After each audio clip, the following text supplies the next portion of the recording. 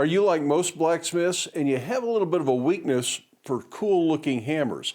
I know I am, and every now and then I just gotta scratch that itch and buy a new hammer. For years I've been using this William Bastis hammer in the shop, and it's a really nice hammer. I don't know if he's still making these or not. I've probably had this for 20 years or more, and this has been a good hammer in the shop. But I've always been tempted to try other things and see if there's something I would like a little bit better. So when Timothy Dick came out with his 1912 train rail hammer, I thought I'd like to give that a try, and I bought one of these, and this is a really nice hammer, actually made by Ethan Hardy. I think it was a partnership deal. And you've seen me use this a little bit. There are a few things on this hammer I would change, and I'll talk about that here in a bit. And recently, some of you have noticed that there's another hammer that I've been using. That's this one. This is a Brent Bailey hammer. Brent Bailey is probably one of the best hammer makers out there for custom hammers, and if you can afford a Brent Bailey hammer, you're not going to be disappointed. I think this is his Asprey style hammer. I don't remember exactly. In fact, I'm not sure that this is the hammer I ordered. I thought I ordered a German style hammer, but so far this has been a great hammer to work with, and I really like it. And it really isn't that I needed another hammer. I just like trying things out, and one of these days I might find that holy grail of hammers that's going to do everything perfectly. Probably not. There'll always be a variety. But do you need fancy custom hammers to blacksmith? No, you really don't. First hammer I ever had was a Sears Craftsman. I've been using this hammer for 36 years now. It was my primary hammer for probably 15 years, still gets used some today, and it's had half dozen or more handles put on it. The face has been redressed numerous times. It's probably lighter than it started off, but a good cross peen hammer around 2.5 pounds will do a whole lot of work in the blacksmith shop. You probably don't ever need another primary hammer for your day in, day out use. But if you're just starting off, a good 2.5 pound cross peen hammer is just a perfect place for you.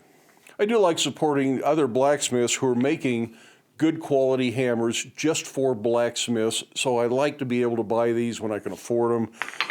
This rounding hammer was made by a local smith several years ago, and sometimes I do make my own hammers. This 2-pound diagonal peen is one I made, and it's a really nice hammer when I don't need a heavier hammer.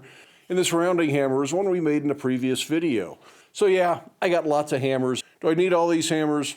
No, not really, but it's nice to have options. It's nice to have a variety. Even though day in, day out, you're probably going to go to the same hammer once you have a favorite. So let's talk about these 3 hammers that are kind of my daily use hammers. Again, the Sears Craftsman was a good hammer in its day. I've just kind of evolved beyond that and gone to a little bit heavier hammer. These are all 3 pounds plus. The William Bastis hammer has a unique shape, really a classy looking hammer. Had an Osage orange handle on it when it was new, and that was a wonderful handle. I really liked that. But eventually handles give out, and I didn't have a nice piece of Osage to replace it. Right now it's just got a regular off-the-rack hammer handle. And really, I kind of like those. They fit my hand. I'm used to them. And if all my hammers had the same off-the-shelf handle, I'd be perfectly happy with that. The main thing I don't really like about the Bastis hammer is that the face is not perfectly square. It's kind of rectangular, and that kind of changes the way you work with the hammer a little bit. You get used to it, but I do prefer a more square face on a hammer. This one is also very nicely balanced, so the peen and the face really weigh about the same, and it doesn't really want to roll off one way or the other if you get it right at the center point of the handle. So that's really nice if you're switching back and forth between the face and the peen. The Timothy Dick hammer is a classic German style cross peen hammer. I love the interesting lines of some of these custom hammers, but in the end, I'm still a fan of the classics. This one, the handle is a little bit thin. I think for a lot of people they would prefer that, but I've got fairly good sized hands. I'm used to a little bit heavier handle. So I would like this to be a little heavier. I'll either replace it, or maybe I'll try laminating some more material to the outside and just see how that works, see how comfortable it is. And then if it ever gives up, I'll know to replace it with a heavier hammer. Now this hammer is a little bit peen heavy. It's got a little bit more mass out here towards the peen. I don't know if I like that. That makes it a little bit more likely to tip when you're swinging it. Wonderful hammer though, really well made, super clean lines. You would never go wrong with a hammer like this. The Brent Bailey hammer is a little bit blockier, so it's a little bit shorter. That means it has a little bit more control when you're swinging it, plus it's face heavy instead of peen heavy, just slightly, not a lot. That makes it a really good general purpose hammer. The handle's a little bit fatter, more like the one I have on the Bastis hammer, so it's a little bit more comfortable for me to hold on to. Maybe I'll thin that off a little bit.